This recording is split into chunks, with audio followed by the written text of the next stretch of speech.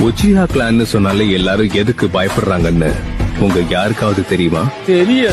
தெரியாதவங்க தெரிஞ்சுக்கோங்க. தண்ணி குடி தப்பு செஞ்சா தலையிலடி பரம்பரையா எங்க கொள்கைய